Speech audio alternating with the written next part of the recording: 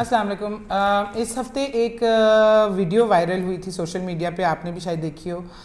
उस वीडियो में सदर एरिया लाहौर में उसमें एक मदरसा है जामिया मंजूरुल इस्लामिया, और वहाँ पे एक मुफ्ती अजीज़ साहब होते थे, और उनकी वीडियो है जिसमें वो बड़ी क्लियरली बड़ी साफ़ नज़र आ रहा है कि एक अपने स्टूडेंट के साथ बदफेली कर रहे हैं।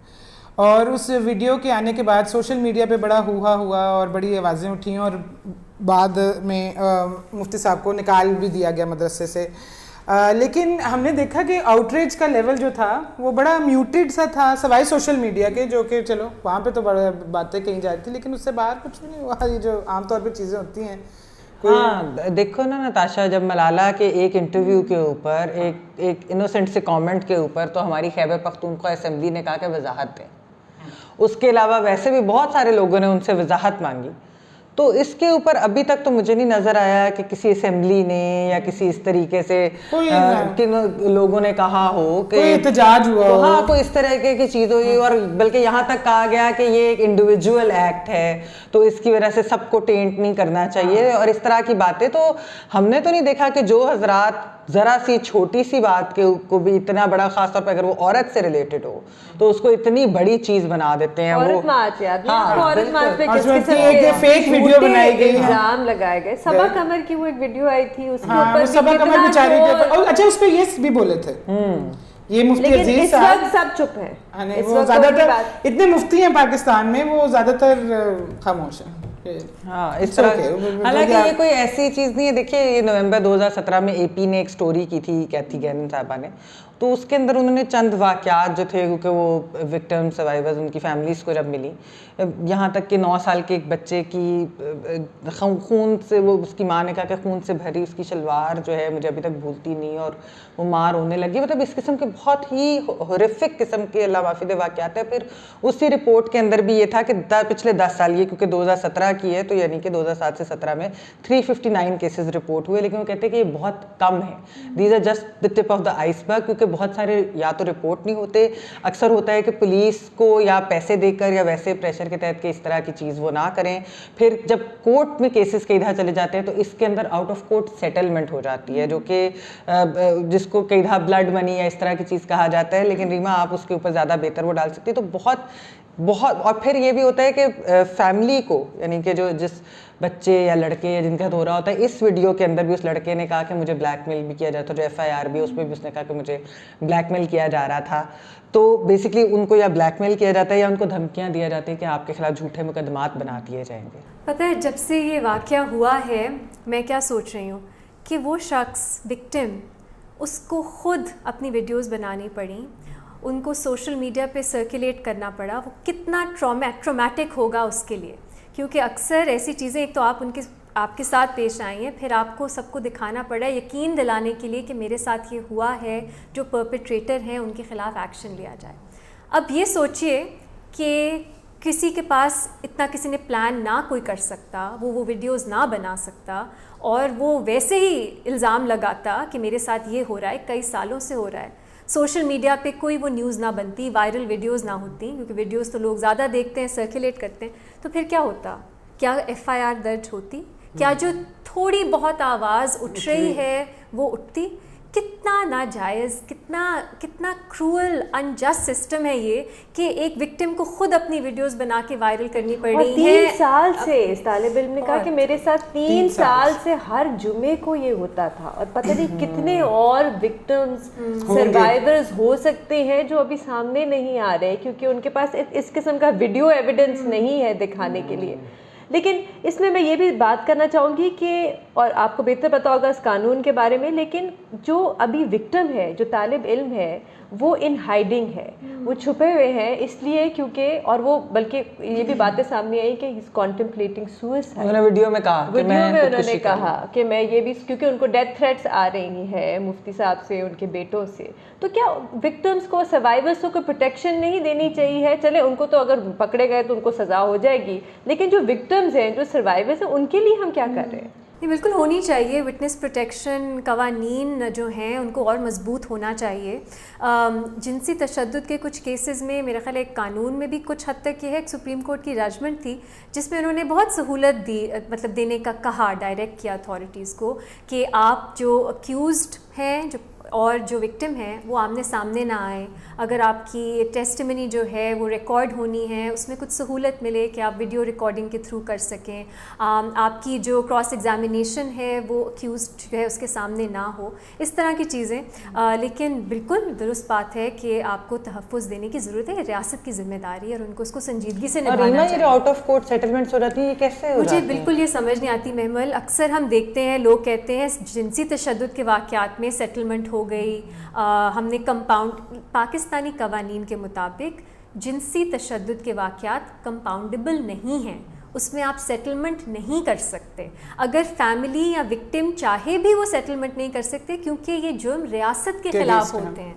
اب ریاست جو ہے چاہے جو وکٹم ہے وہ کہہ دے بعد میں کہ نہیں میں نے غلط کہا تھا, میں پرسو نہیں کرنا چاہتا کیس, ریاست کی پھر بھی ذمہ داری ہے وہ پرسو کرے. یہ ہمارے قوانین کے تحت یہ ریاست کی پہ لازم ہے. لیکن ہم اکثر سنتے ہیں پولیس جو ہے وہ کہتی ہے نہیں سیٹلمنٹ ہو گئی تو ہم کیا پرسو کریں. غلط ہے, قانون کے مطابق ایسا نہیں ہے. یہ ریپ کے زمرے میں آتا ہے کہ نہیں آتا؟ اچھا ابھی دیکھیے کیونکہ ان کے اسٹوڈنٹ تھے, وہ کہہ رہے ہیں 3 سال سے چل رہا ہے, اب ان کی عمر شاید زیادہ ہو گئی ہے وکٹم کی. 3 سال سے بھی اس لیے چل رہا تھا کہ وہ ان کے اوپر جو ہے چیٹنگ کا الزام لگا گیا, پھر ان کو بین کر دیا گیا ایگزامز لینے سے 3 سال کے لیے. تو جس کی وجہ سے مفتی صاحب نے ان کو کہا کہ آپ مجھے خوش رکھیں, تو پھر جو ہے میں یہ کیونکہ سوشل میڈیا پہ بھی میں دیکھ رہی تھی کہ یہ بات بہت چل رہی تھی کہ شاید یہ کنسینشول تھا تو شاید اتنا بڑا ایشو نہیں ہے, شاید ریپ بھی نہیں ہے. تو میرے خیال سے لوگوں کو یہ بھی سمجھانا بہت ضروری ہے کہ پاور ڈائنامکس کتنے اہم ہوتے ہیں کسی بھی اسالٹ, ریپ, اس قسم کے کیسز کے اندر, کہ ایک استاد ہے اور ایک طالب علم ہے, اس کی پاور بہت زیادہ, اور اس کی پاور, اور وہ استعمال کر رہا ہے اپنی طاقت کو. تو یہ پاور ڈائنامکس کی بھی بات کرنا بہت ضروری ہے کیونکہ یہ بہت ایک ایشو بنا ہوا ہے. اچھا میں تھوڑی سی ایکسپلیسٹ زبان استعمال کروں گی کیونکہ میری نظر میں بہت اہم ہے. دنیا کے کئی ممالک میں, پاکستان میں اب جو ہمارے جنسی تشدد کے قوانین ہیں ان میں تبدیلی آ رہی ہے, ان کو جینڈر نیوٹرل بنانے کی کوشش کی جا رہی ہے, جنسی تشدد کو تھوڑا براڈلی ڈیفائن کرنے کی کوشش کی جا رہی ہے.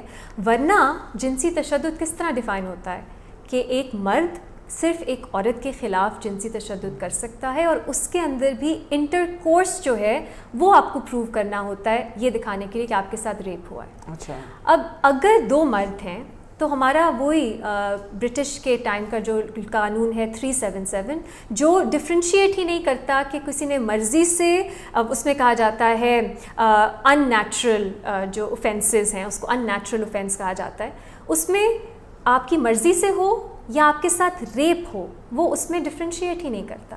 تو اب بھی اگر آپ ایف آئی آر دیکھیں ان کے خلاف وہی 377 کی ایف آئی آر ہوئی ہے اور کرمنل انٹیمیڈیشن 506 کی, ریپ کی نہیں ہوئی.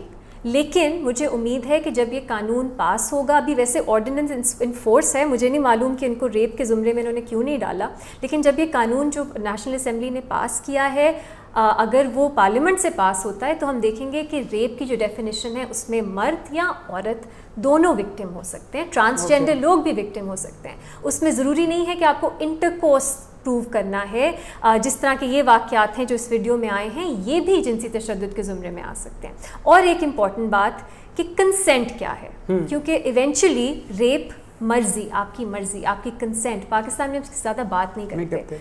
کنسنٹ جو اس قانون میں ہے وہ بہت براڈلی ڈیفائنڈ ہے. اس میں یہ بھی ہے کہ اگر آپ کے ساتھ کوئی زور زبردستی صرف فزیکلی نہیں کسی اور طریقے سے بھی کر رہا ہے وہ بھی, اس کا بھی یہ مطلب ہے کہ آپ کی کنسنٹ نہیں تھی.